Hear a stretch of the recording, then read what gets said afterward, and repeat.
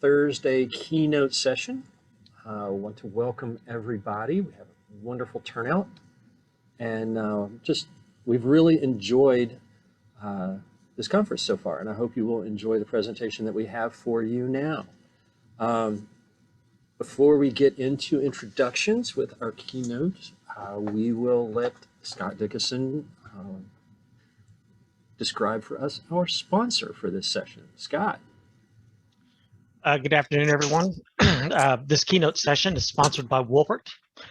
Founded in 1911 in Dayton, Ohio, Wolpert has been America's fastest growing architecture, engineering, geospatial, and strategic consulting firm since 2015. As a leading provider of state-of-the-art geospatial services, Wolpert collaborates with in-house engineers, architects, and consultants to bring the geospatial advantage to virtually any project. With the capabilities of Southern Mapping, Data Cloud Solutions, and AAM, companies new to the Wolpert family, full service comes full circle. And again, welcome to the final day of the Kentucky GIS Conference. I'd like to take a second and thank all of CAMP sponsors for this event. We can never say it enough how important they are to CAMP and the success of this conference. So when you get an opportunity, you see our friends out on the street, because I don't know when we're all going to be able to get together in the same room. Just shake their hand and thank them for their sponsorship and generosity to CAMP. All right, take it away. Okay, thank you, Scott, and thank you, Wolpert, and thank you to all the sponsors that have made this conference available. It's really made a big difference, and I think the information we've been able to gather this week has been worth every bit of it, and we really do appreciate all of the support. So at this point, I would like to welcome Matthew Wilson and Emily Barrett.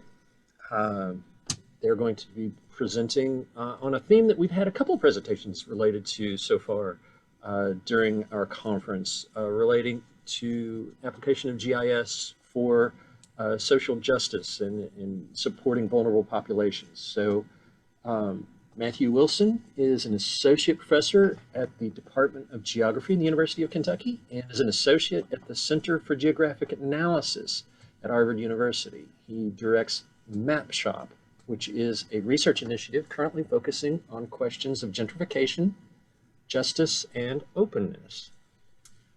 Emily Barrett is a UK master's graduate, I believe, and is currently a doctoral student in the Community Research and Action program at Vanderbilt University. She received her bachelor's in geography from Syracuse University and her master's in geography from the University of Kentucky. Intersecting geography and urban planning, Emily's research broadly examines the opportunities and the challenges of using participatory methods and data-driven narratives within politically contentious discussions of affordable housing and urban development. And there are no shortage of politically contentious discussions. So we really appreciate both of you being here. What drew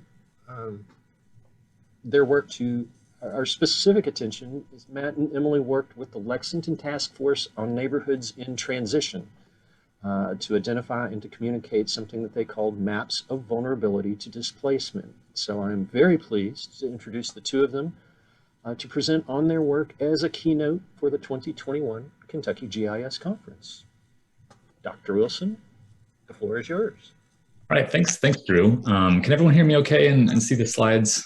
I see some thumbs up, and I've enjoyed the chat stream. I'm hoping you're all eating something yummy right now over your lunch break.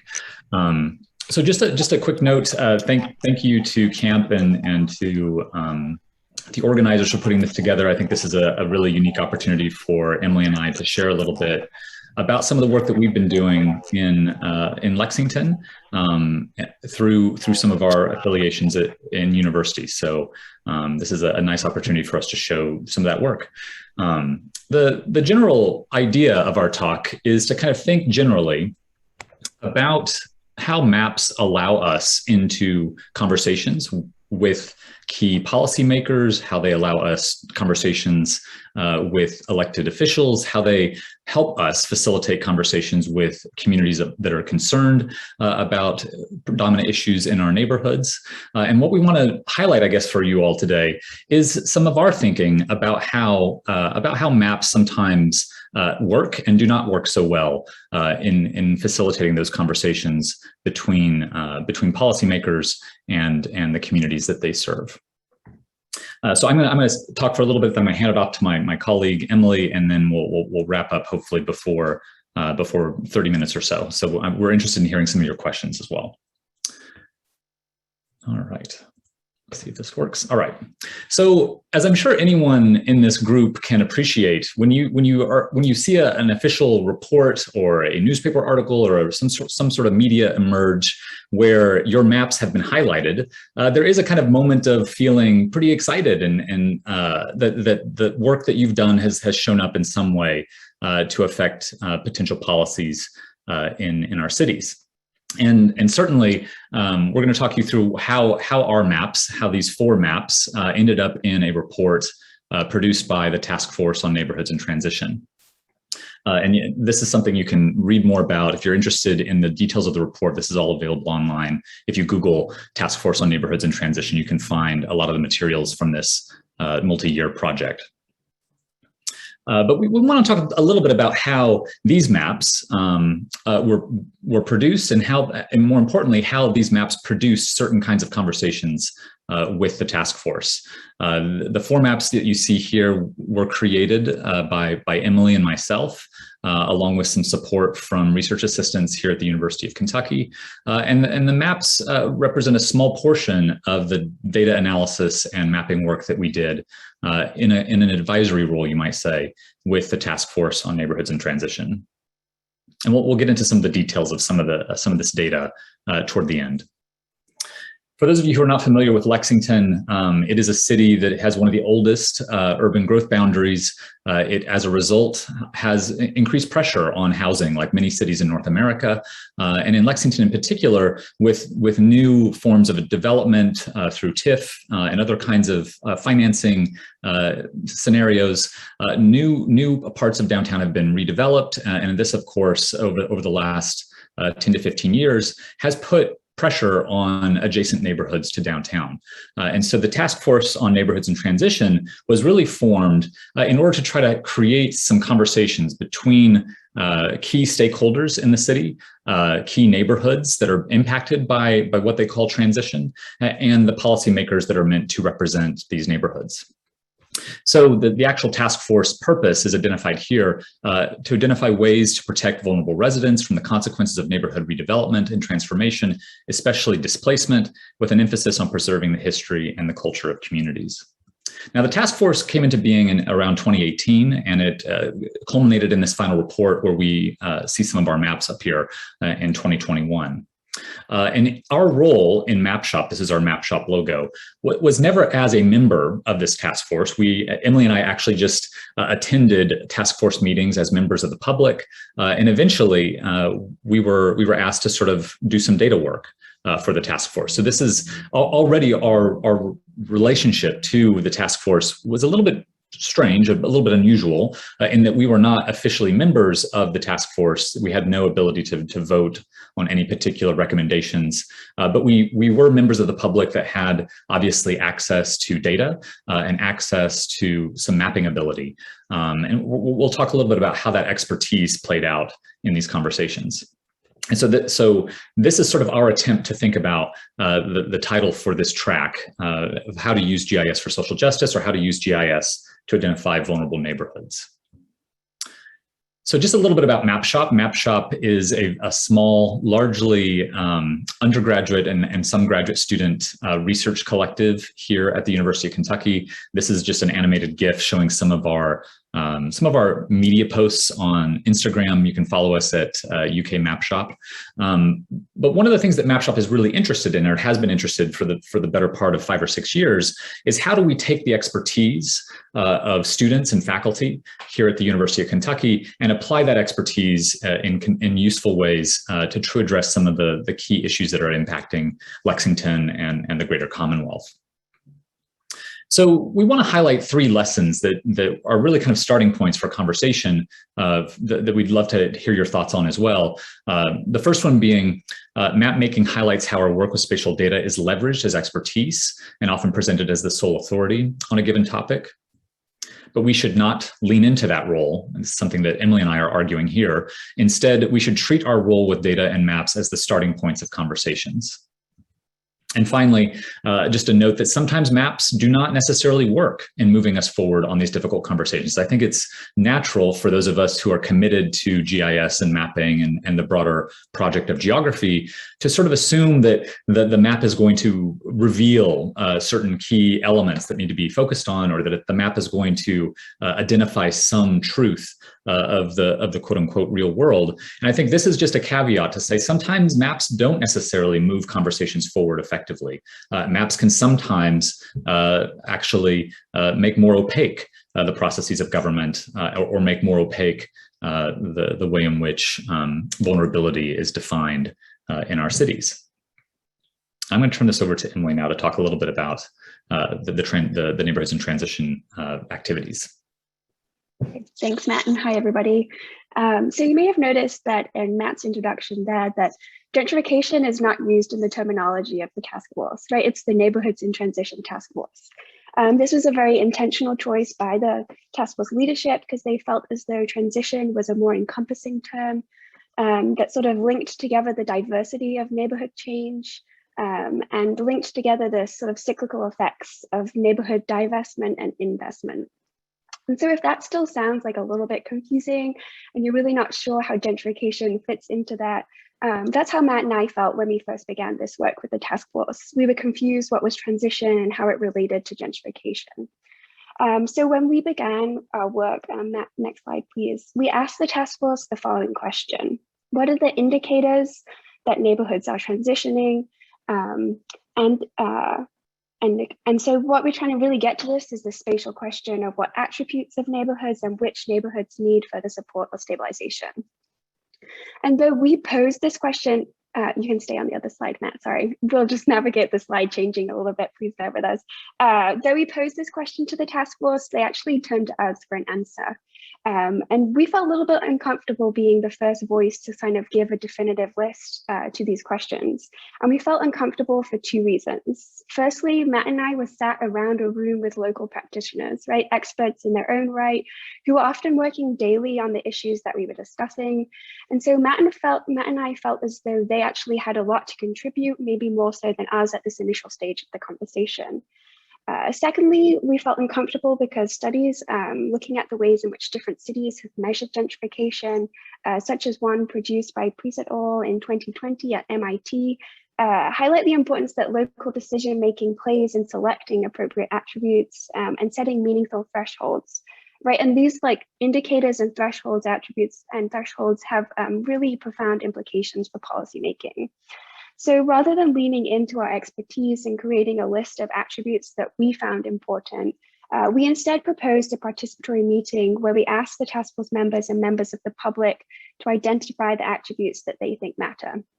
And so you can see that in the photo that we have of this task force meeting. And I just want to note that Matt and I, though we proposed this, we didn't actually facilitate the meeting. The meeting was facilitated by the task force members.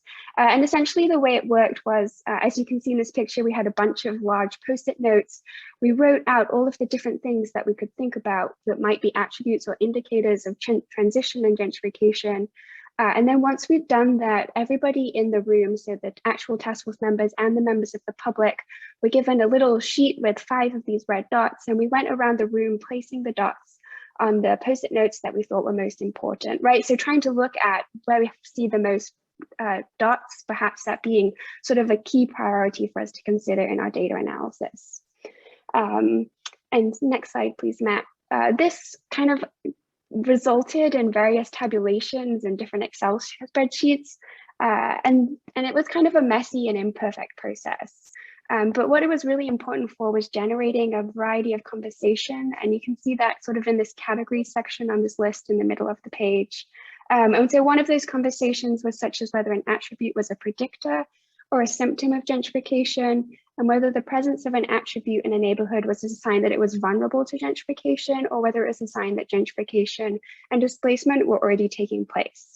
And so these terms of vulnerabilities, predictors, symptoms, and displacement, they came from the process. Matt and I don't think would have come up with anything like this. And so what I'm trying to highlight here is that doing this process, right, like pushing the question or asking the question back to the task force members and having this more participatory process strengthened our mapping analysis because it sort of clarified the focus of the task force and community residents, both in terms of the aims for using spatial analysis, as well as sort of the conversations around actually what they wanted the priorities of our work to be.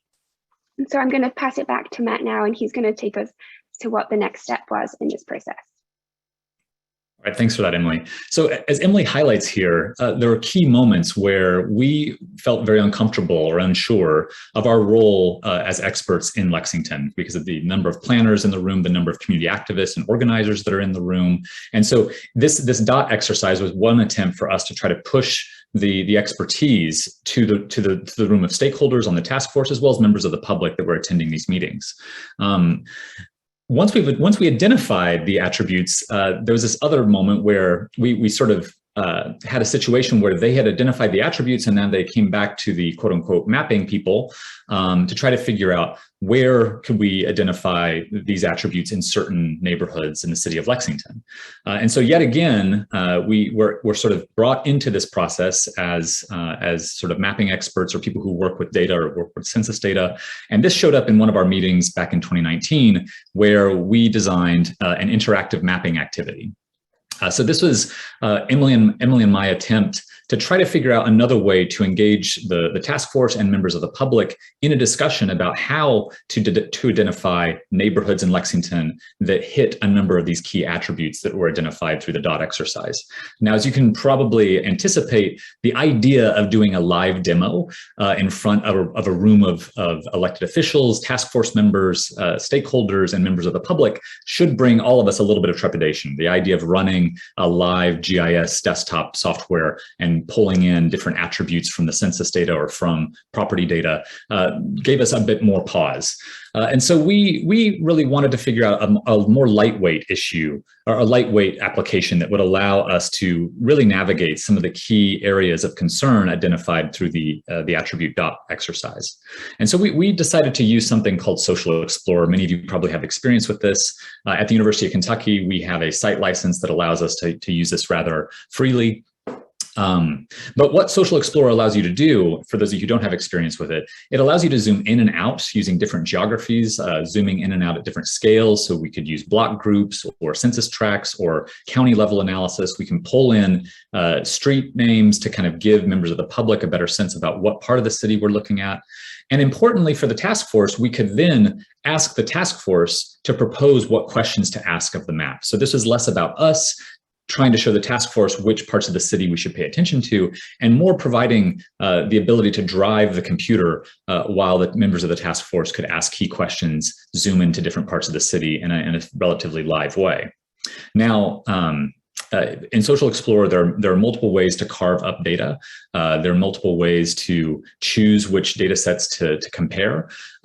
And part of our role, part of Emily and my role in this was to sort of expose all the decision points that can be made in selecting data for analysis. We don't need to remind you all of this in this room, but of course, choosing things like the data classification technique, equal interval or quantile, choosing things like the color scheme, the color ramp, all of which really impact the way the stories could be told about different parts of the city. So part of our exercise in this sort of vignette was trying to show the task force all the messy ways in which data and mapping can kind of be adjusted to fit the story or the narrative that you really want to tell. This also meant that we were frequently being asked to compare things across time. And so this is yet another example of where we would have conversations with the task force about things like the difference between the decennial census and the American Community Survey, kind of giving them a broader exposure of the different pitfalls of using two different data products, particularly in between a decennial census. But more importantly, because this task force was focused on transition, there was a great deal of emphasis on change over time. And so as you see in this kind of slide here, in looking at things like Lexington's historic East End, the common conversation was, how do we identify key areas of concern in this part of the city? In this example, looking at households where their median income is less than $25,000 a year, many members of the task force wanted to identify this change over time. The slide on the image on the left is data from 2017, and data on the right is from 2019. And so members of the task force were saying, oh, there's been a decrease in the number of households that make less than $25,000 a year. And of course, we had to kind of sort of recognize that this oftentimes falls within the margins of error when you're dealing with American Community Survey data.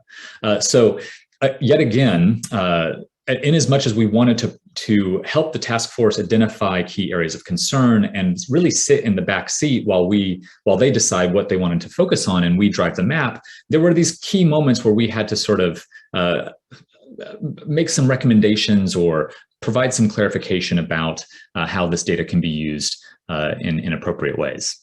So I guess we're trying to say that the moments like this kind of highlight all the ways in which our expertise announces itself in the room, I think, but in the way that we were able to sort of talk about certain kind of aspects of data use. And we're going to turn this over to, in this last vignette, to a more detailed discussion of how this expertise sort of plays out when we're working with this kind of data. Over to Emily. Great, thanks, Matt. Right, so at this point in the process, we've sort of identified some attributes, we've looked at neighborhoods in our interactive session, and now we're sort of like thinking about how these two things don't come together in our discussions of potential policies. So here I'm going to highlight another example, as Matt sort of just talked about, where we navigated speaking from our technical expertise whilst also ensuring that informative decisions of how we actually work with data were openly and honestly discussed by the task force members and the public at large. So for a moment, we're going to jump into the weeds of some of the data analysis around income and its relationship to affordable housing. If you get lost in this, I'm happy to answer questions once we move into discussion, but also I want to highlight the main point that we're trying to emphasize with this example is the importance of considering the following questions. Matt, next slide, please. And so those questions are, how do we make meaningful comparisons across neighborhoods and across the city? And what are the implications of different comparison points? So I'm giving an example of at-risk neighborhoods when thinking about the affordable housing and what does it mean to be affordable. But this question played out a lot in a lot of the examples we were looking at in terms of looking at average sale price, looking at sort of all of the different attributes. These sort of comparison points came up over and over again. Next slide, please. So we began looking at median income and its relationship to the HUD, so the Housing and Urban Development Area Median Income Thresholds, or AMI. These thresholds are typically used to manage affordable housing dollars, with 80% AMI being the most common definition of affordable housing.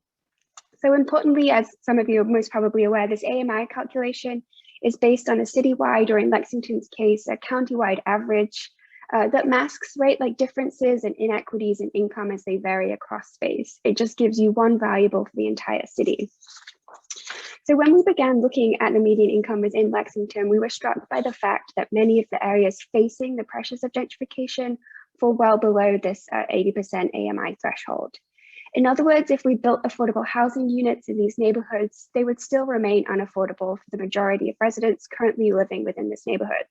Another way to think about this is that affordable housing money might actually lead to displacement rather than prevent displacement. And so on the next slide, please, Matt, you can see here that what we tried to do is offer different visualizations of the very same data so that we might think about other ways to think about area median income and comparison points at different scales. So in this map, you can see, for example, that if we look in the differences in the darkest shade color, while HUD defined 80% AMI as around $56,000, many of the neighborhoods sort of around the center core of downtown, their sort of 80% AMI threshold of their incomes ranged from as low as $11,000 to $25,000, right? So again, thinking about if we put units here aimed at $56,000, residents within these neighborhoods wouldn't actually benefit from affordable housing dollars. It might raise prices within these areas and lead to displacement. And so again, what we're getting to here are questions of scale and how to account for differences across and within neighborhoods when we're talking about inequalities such as income.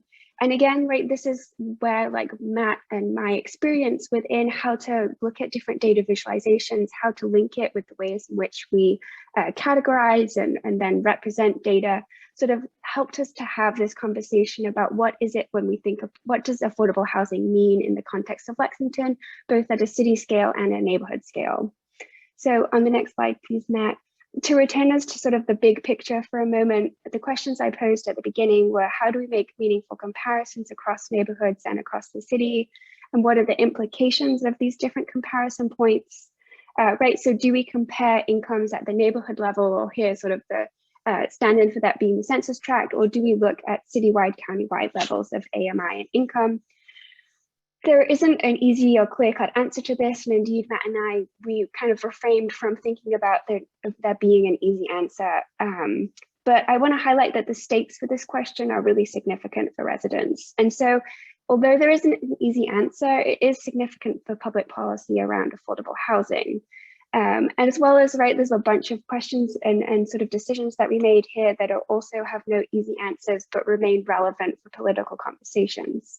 So I'm going to move into our conclusion on the next slide and sort of loop this discussion back into the lessons that Matt sort of started us off with. Right, from our experience, we found that maps can be these starting points for conversations, and even data analysis can be starting points for conversations, but maps themselves sort of rarely answer larger political questions, and they don't always help us resolve difficult conversations about racism and inequality that underpin some of our work when we're looking at how to identify vulnerable neighborhoods with GIS. In this presentation, we sort of tried to think about the ways in which we could demonstrate how important decisions that we make within map design and data analysis, how important it is that they take place openly and transparently, not only with us as experts, but also in conversation with people in power and communities, right? So that these political decisions and their implications are recognized and openly talked about.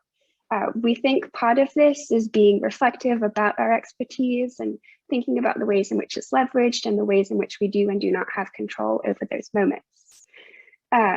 So again, we don't have easy answers for how to do this. We're both still very much learning as we go.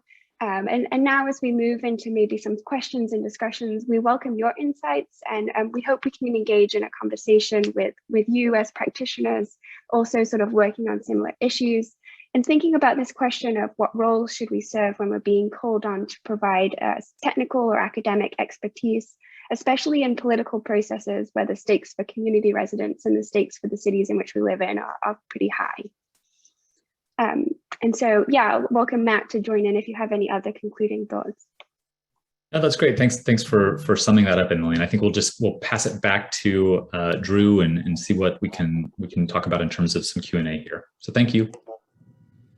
Thank you both. If we could give them both a virtual round of applause. One thing that really strikes me is the inclusion of voices and how important that was, and owning your expertise as someone who visualizes data, but not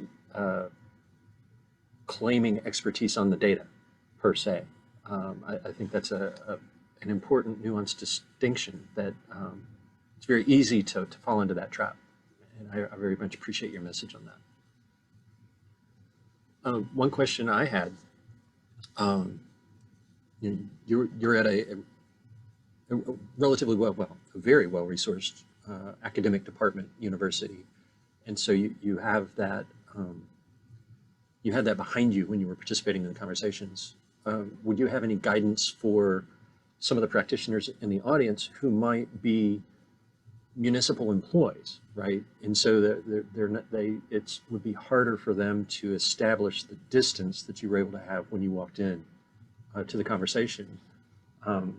How would you have any suggestions or guidance on how they might participate in these conversations in a productive way?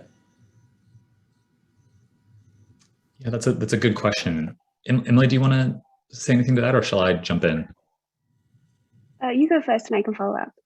Yeah, no, I think the question of how to get involved and how to sort of how to make greater conduits between municipal work that needs to go forward and the resources at the university, I think is one of the things that Emily and I have tried to think through. How do we both provide some confidence to the process while not exerting too much in terms of valuing over a process that needs to unfold with the communities that are affected more directly. I think especially in the city of Lexington, the University of Kentucky and BCTC and Transylvania are the largest landholders in the county, right? And so we can't ignore the fact that the universities that we represent are actually part of this larger question of how to appropriately value housing in our city. And so I do think that part of our role is to sort of recognize our complicitness in these processes and try to recenter the key questions that are impacting neighborhoods and recenter the kinds of work that our municipal workers really want to highlight in addressing those concerns. And so I think part of our process here was to sort of try to figure out how to take a back seat to defining what questions need to be asked, while also still providing confidence when the task force and members of the public came to us with very specific questions about specific neighborhoods or specific attributes. So I don't know if that quite gets to your question, but I think it's just a recognition of the broader context around which these partnerships kind of take shape. Emily, do you want to add anything to that? Yeah, I think one of the things that kind of struck me when we started working with the task force was that many sort of the kind of wealth of knowledge and also wealth of access to data at the municipal level. So I think, right, like Matt and I, as affiliated with a university institution, were sort of framed in this way of sort of having this clout as expertise, or this, right, we came with the sort of baggage of everything associated with our institution, whether it be positive or negative. But we also worked alongside folks kind of closely in the municipal government who were data analysis or who had access to data coming from the planning department, right? This sort of wealth of knowledge that enhanced the data that we were pulling from the census. And so in terms of, I think just to reiterate what Matt was saying, in that way we were trying to, again, not kind of center ourselves in the process and also just facilitate conversations across all these different agencies and these different positions that have different pockets of knowledge and information and access in ways that could sort of like have these more political conversations about gentrification and transition and inequality. Thank you both. I'm watching the chat to see if there's any additional questions. Charles Altendorf has some essentially very complimentary comments to make about the work and about his experience with you all at UK. But I am not. Thanks, Charles. Questions. Yeah, Charles and I are both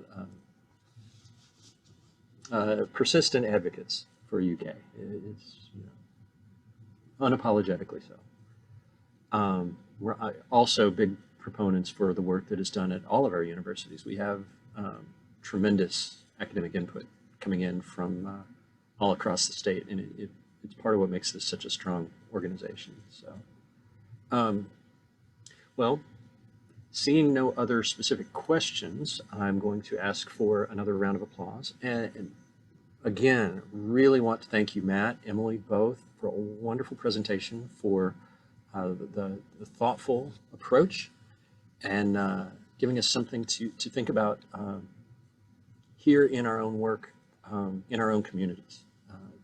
Really do appreciate what you all are doing. So thank you all so much for making the time to be here and contribute to our conference. Thank you. Yeah, thank you for the invite, everybody.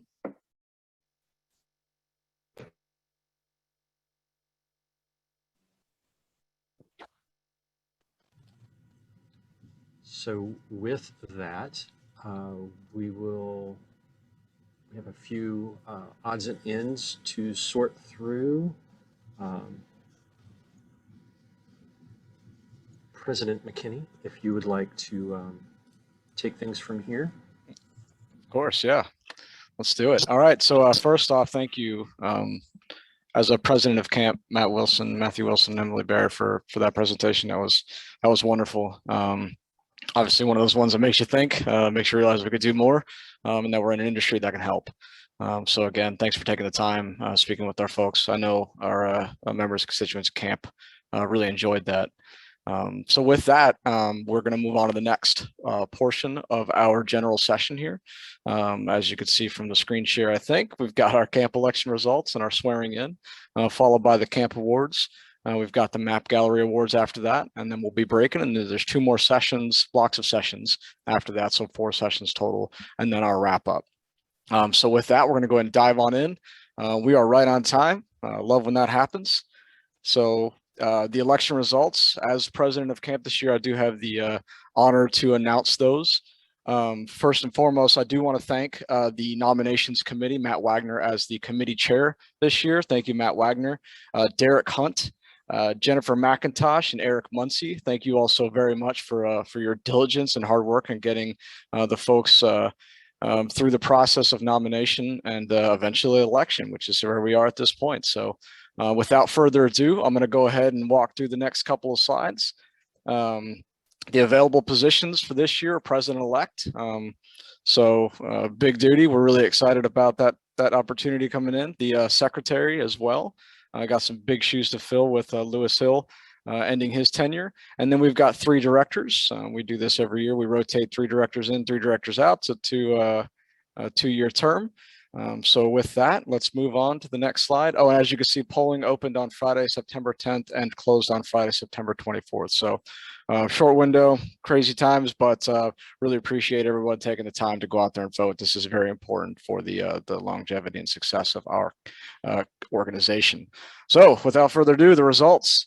With 41 member participation, our president-elect is Kenny Ratliff. Congratulations, Kenny Ratliff.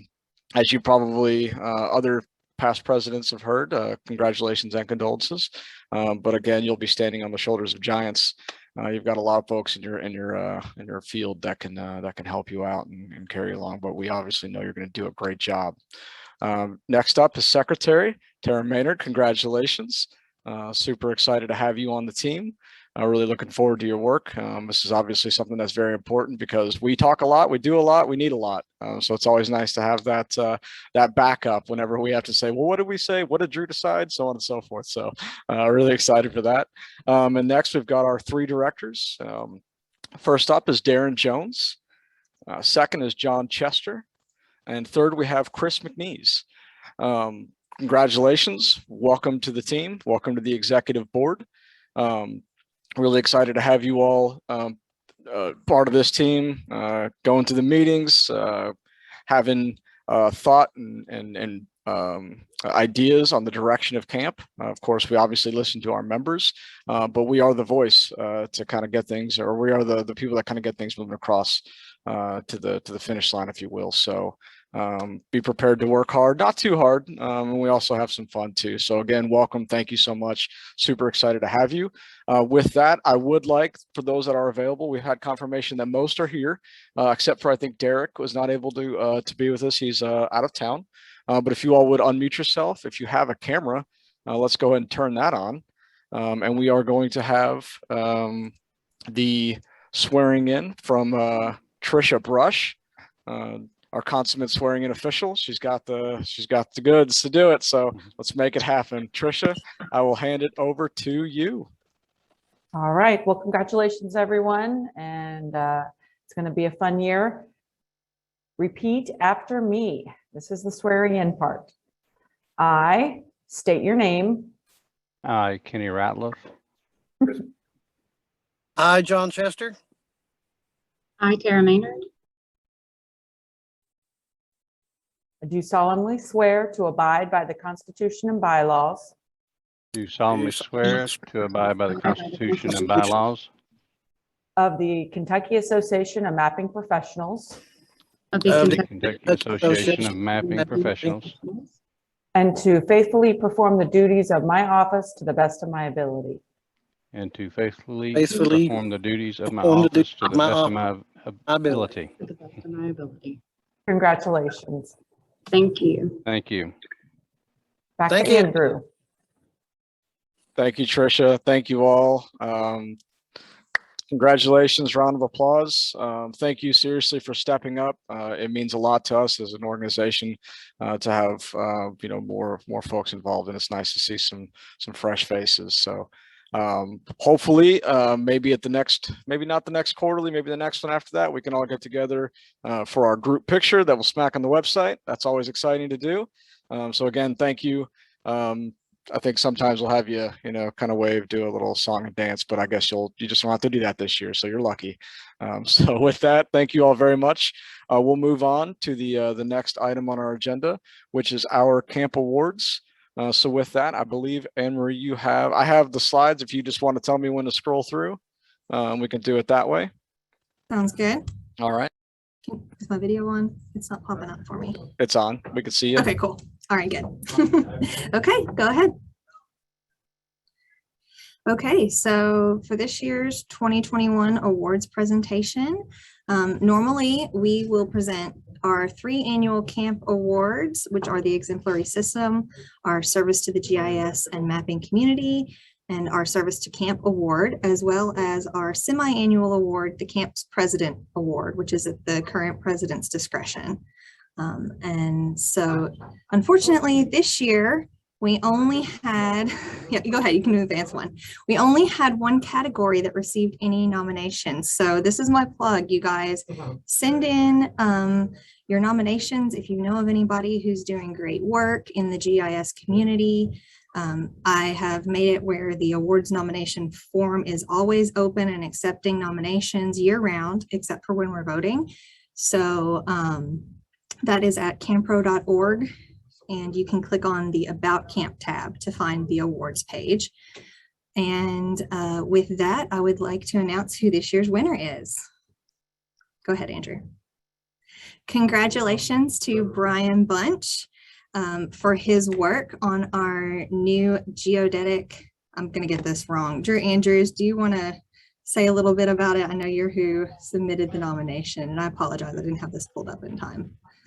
No worries at all. Brian was a key player in putting together the technical background supporting the new coordinate system and the geodetic datum for Kentucky. He was worked very hard to be very thoughtful, very accurate, and just as Brian is wont to do, did a wonderful job putting that together and is positioned Kentucky to have a good framework for our GI, our digital mapping work going forward. So just really do appreciate the trench work, the grunt work that Brian put in on this. So I thought that needed to be recognized. So congratulations, Brian.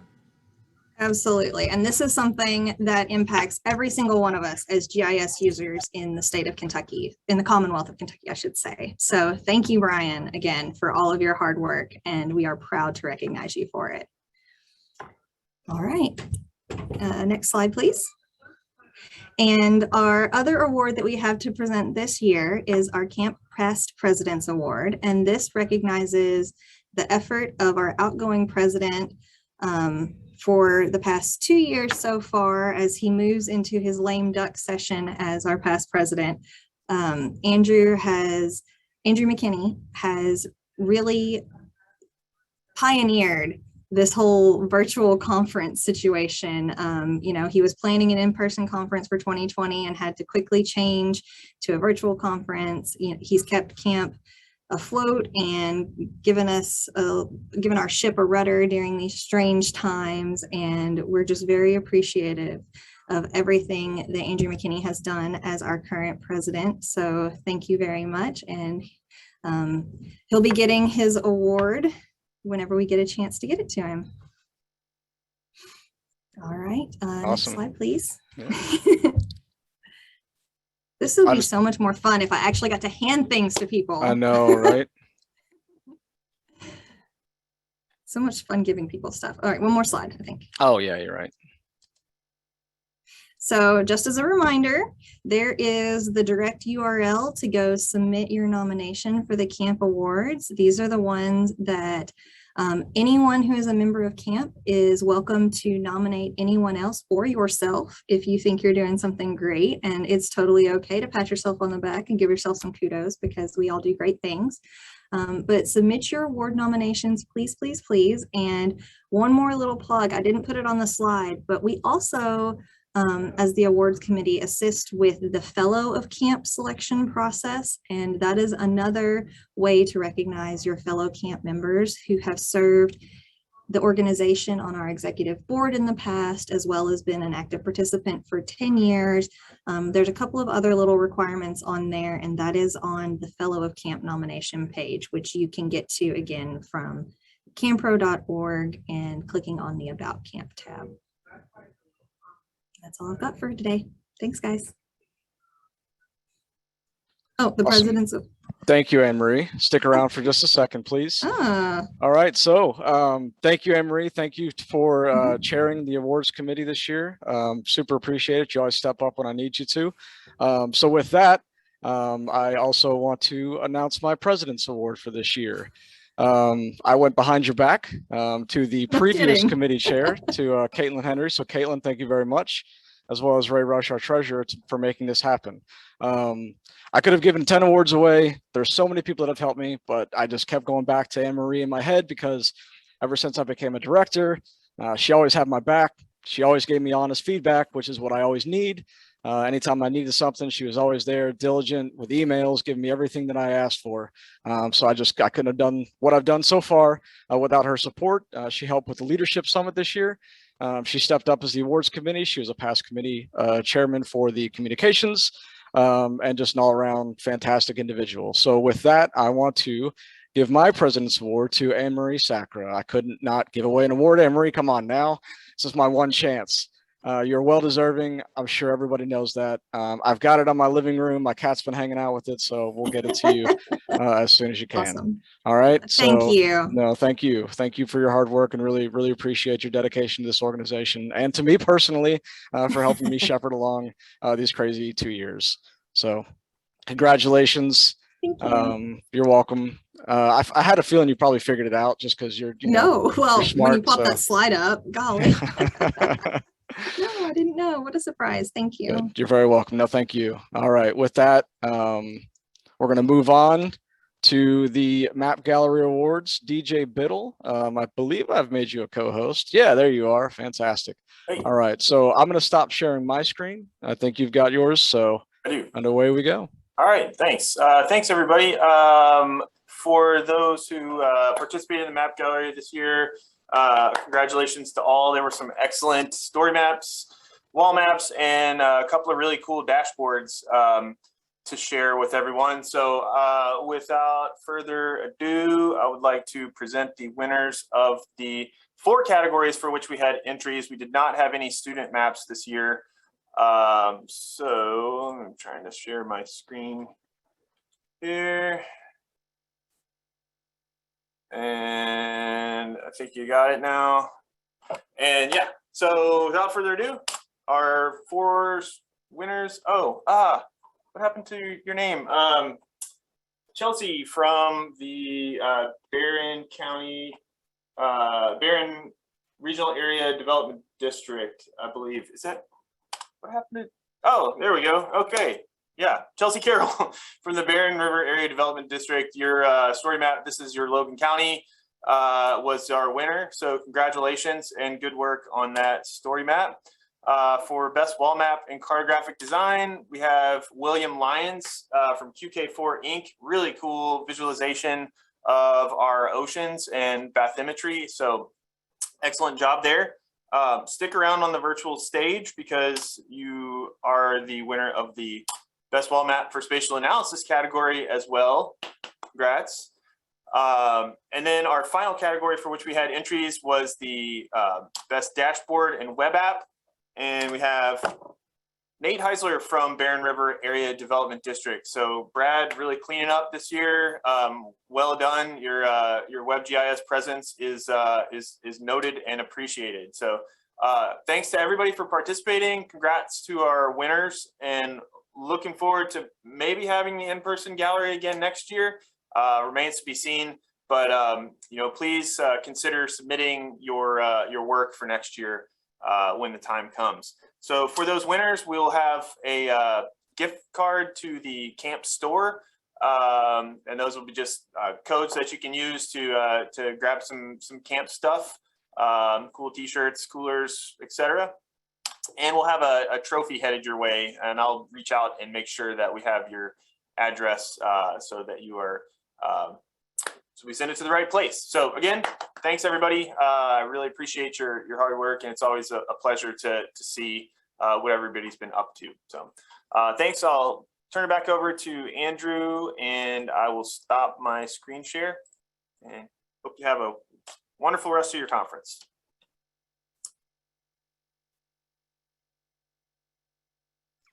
Awesome. Thanks, DJ. Gonna have to thank you, obviously, for your continued support of our map gallery. I know you're excited to get it back in person. It's one of my favorite things to just weave through, especially during the social events. If it's close by, grab a beer and go. That's when I do my best thinking and judging. So thank you again. Thank you and your team. Really appreciate the map gallery. It's a great way for us to be able to show our work off and you know, win some swag. So yeah, with that, I think I'm sharing my screen. Looks like I am.